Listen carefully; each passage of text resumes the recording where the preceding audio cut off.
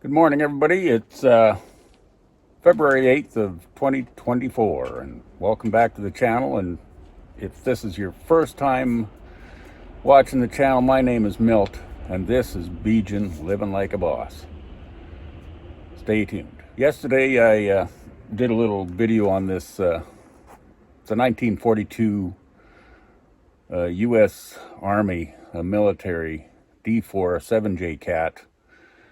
Been idle for many years, like not moving, not running, but we finally got the pony motor started. We actually got the diesel running, but today we're going to go a little bit deeper into it and just going along with a few responses I got over the channel and the Facebook and all that kind of stuff. I'm going to do a little bit of a service on it. I'll show you here in a minute what we're actually going to do. It's I'm going to change the oil, replace a gasket, gas it up, put the air filter on for the pony, and a couple other things. And then we're going to do the same procedure. We're going to start the pony and actually start the diesel, having it on video. We'll have the darn camera running today of the actual diesel firing up, and it runs pretty nice, so just follow me along. First thing we're going to do is check the oil on the pony, see if there's any oil left. And there we do have oil left, but it's murky, and it's at the add mark. So we're going to just drain the oil and put some new oil in, because it's just time to do it. It's run first time for many years, so just a prudent thing to do. I've already changed the oil when I got the cat. I just dumped the old oil out and I changed it, and then run it a little bit here yesterday, and it took it down to the add mark, but it's mostly because it's leaking through the gasket in the air breather for the crankcase, and we'll get up to that in a little bit.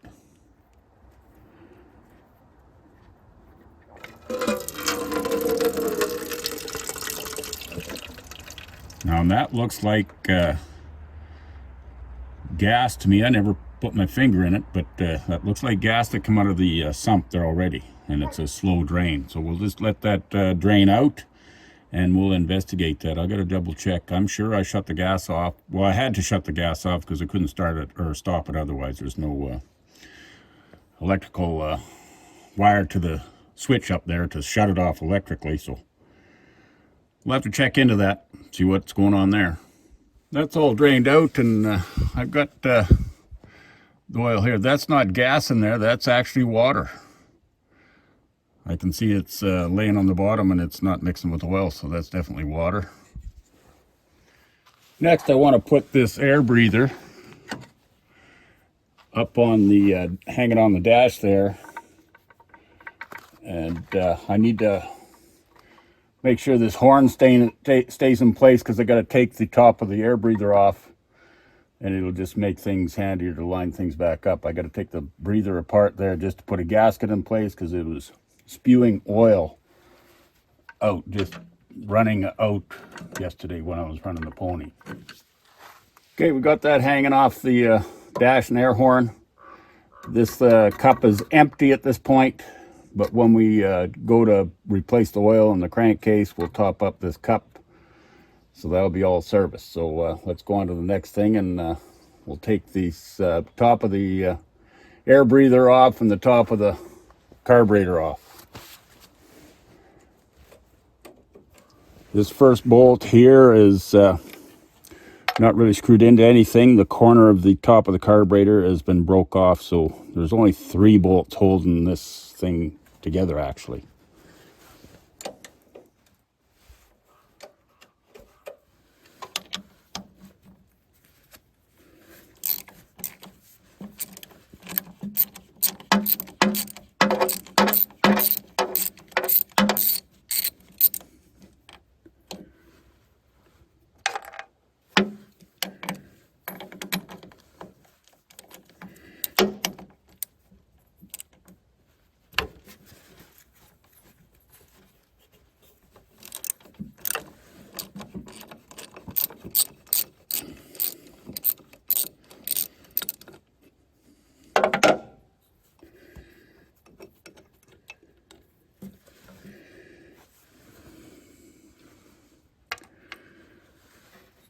There's the top of the air breather off.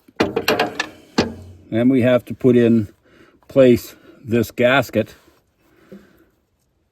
because all day yesterday it was running, it was just pouring oil all the way down the front of this engine. But before we do that, we might as well get our oil and put some oil in this unit.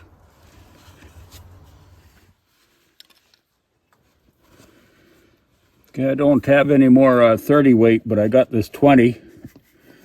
I'll put that in. That'd be good enough for today, I'm hoping. Normally on these old ponies anyway, I start the tractor once and then I dump the oil out. It's only a liter. Use the used oil for some other purpose.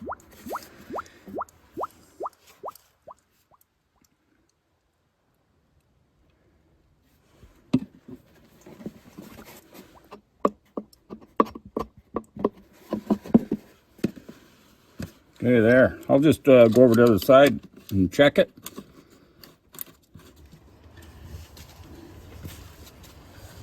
Well, on the stick, it's just above the full line. So we're just going to go with that is good. And we'll get this here body back in there. Hopefully this will go without disturbing the lead gasket. Get it lined up.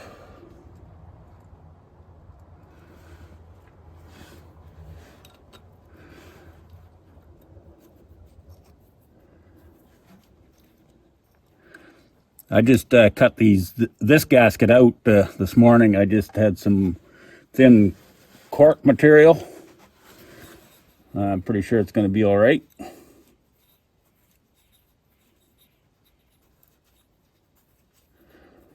I actually cut out a couple because I got 2 or 3 of these bodies in the parts inventory. Figured I might as well make a couple while I was at it. Later on, I got 2 or 3 of these ponies to put together, rebuild. Tried to make my own gaskets, except for head gaskets and the manifold gasket.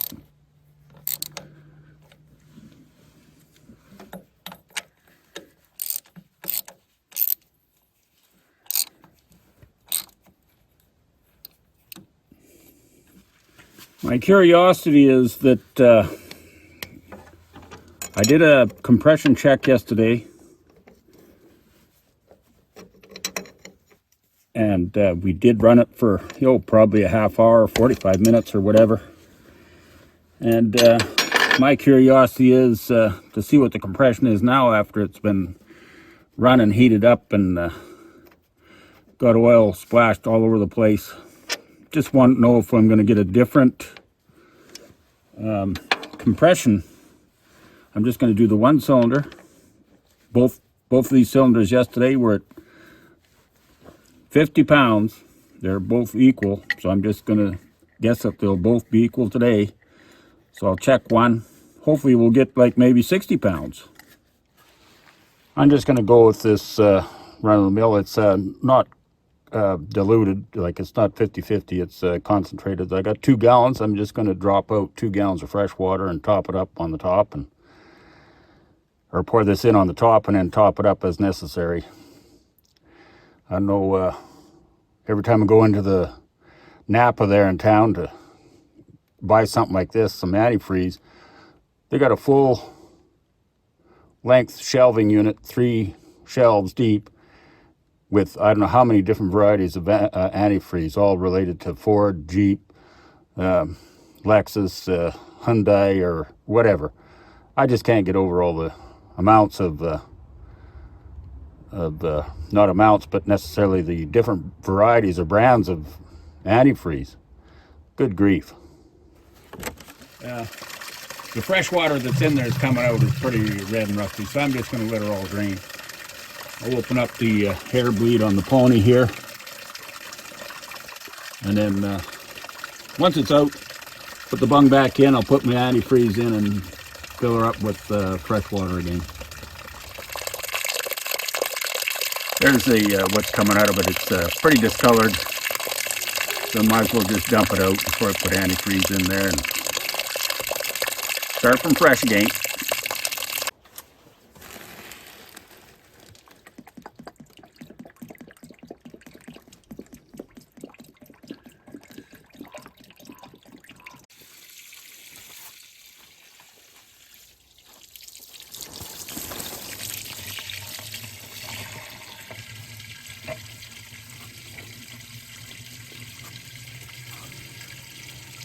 Okay, well that's filling up. We'll just turn things around. See what's happening on this air bleed.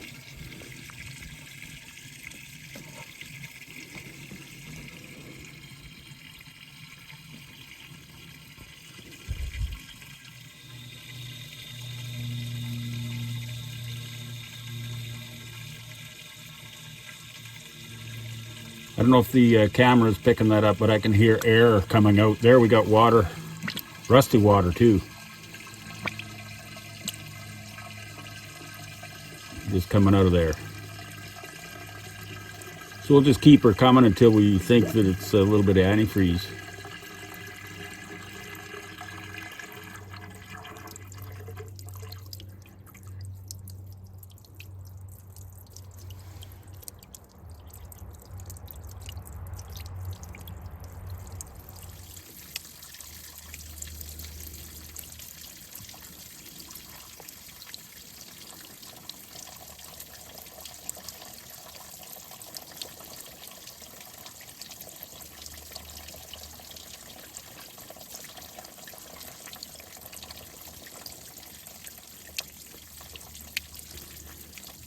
Okay, I'm going to call that good. I don't know if there is or not, but it seems that the water is clearing up and it's taking a little color. So we'll just shut her off there and call her good. While we're servicing, might as well check the oil in the diesel. And I'm kind of proud of this. This cat never had a authentic dipstick in it, so I just, oh, and it looks like that's pretty bad oil. We'll have to drop that out here. New filter and oil change after we're done playing with it here. But anyway, I just took a zip tie, cut it to length, and stuck it through a hole in a soup can. So that is, for now, just as good as anything. Okay, we finally got around to setting things up here. We got the truck out front with the booster cables, and we're going to see what we get for compression here. Hopefully it's more than 50.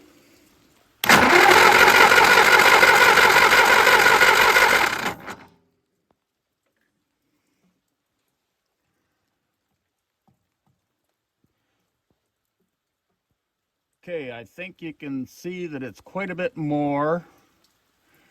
It's almost at 75, so let's call it 70 pounds. So just running a little bit of time there yesterday and changing oil and whatnot and getting things lubricated.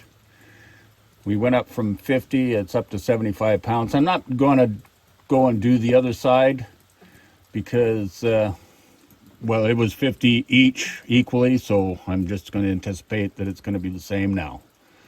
So let's move on, and we'll put the spark plug back in there, and we'll try to get this pony started.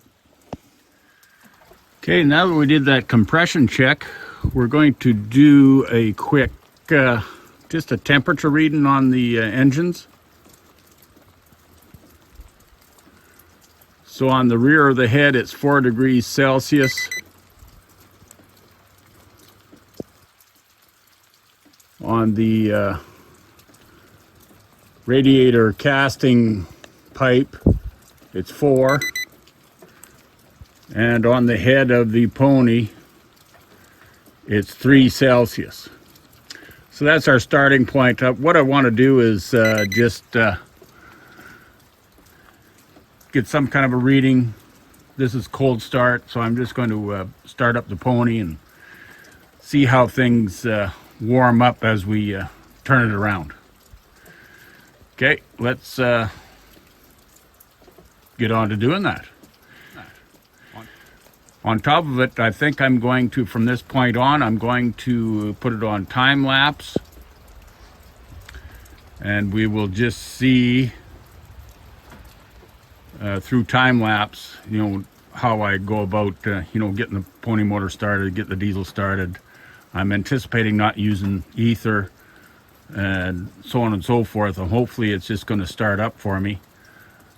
So reason why I want to do the time lapse, there'd be no audio recording.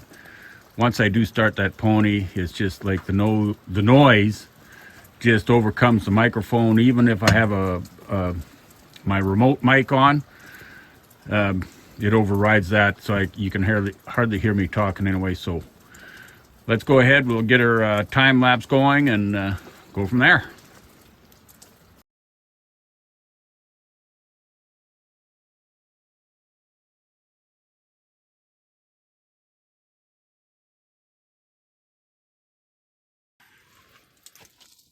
Well, that's a little bit of a disappointment. I got the pony motor is running, and I did notice that while it's running, I got the upper gasket repaired, but the lower gasket on this body is leaking as well. So need a new gasket there. But after it's all said and done, the pinion engages, but I got no. I can't turn the diesel over. It just doesn't. I don't think it's a clutch here. It's a matter of a problem with the pinion. The pinion drive is compromised somehow. That has to all be opened up. So we're just not going to be able to start this diesel again until I pull the back end apart, pull the lid off, and fix that pinion, and might as well do the clutches and all that stuff at the same time. So meanwhile, it's just turned into a rainstorm here. It's kind of quitting now. It's going to be okay, but we're just going to have to tackle this at a different time. I was kind of really hoping that I'd be able to start this diesel today again. I've got water and antifreeze mixed in the block there. I really anticipated on turning this over to blend it, but now I don't know what I'm going to do there. I might have to drain that right out. I'll just monitor our weather temperatures here, but yeah, that's all we got for today. Kind of a disappointment, but it's the way it is. We'll catch up to you later.